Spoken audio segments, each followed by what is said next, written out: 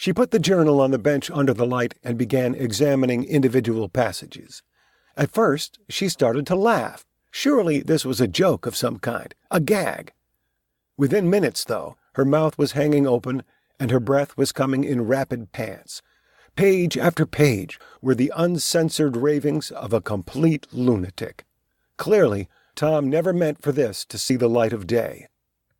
Each entry was dated, going all the way back to the early days of his golfing experience and continuing right up to just a few days before his disappearance. Tom began most of his entries by addressing himself in one form or another. You could discern his mental state on each particular date just from his opening words.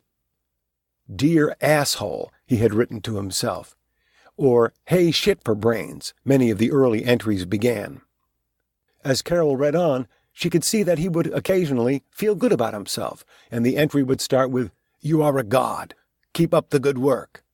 More than once, she came across pages where Tom was anguishing over the state of his game. Poor putting, or a case of the shanks, whatever that was, and saw what looked like watermarks of some kind. Droplets. Tears, she thought.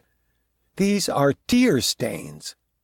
When it dawned on her what they were, she closed her eyes in despair, for the first time since waking up alone and terrified in the hospital. Carol felt a pang of sympathy for her husband.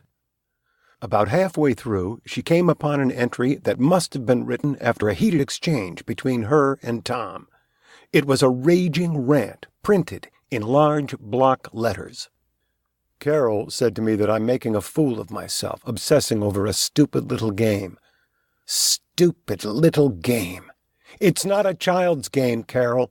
It's a man game. It teaches me man lessons every time I pick up a club. It teaches me patience, Carol, and by God, that's what I need being married to you.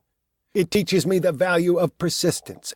I have built something for the first time in my life, something from scratch, something that commands respect when I step up to the tee. My swing. Let me tell you something, little lady.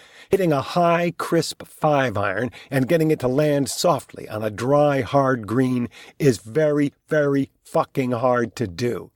It sets you apart from other men. It makes you special. No, chosen. Do you see? I have been chosen.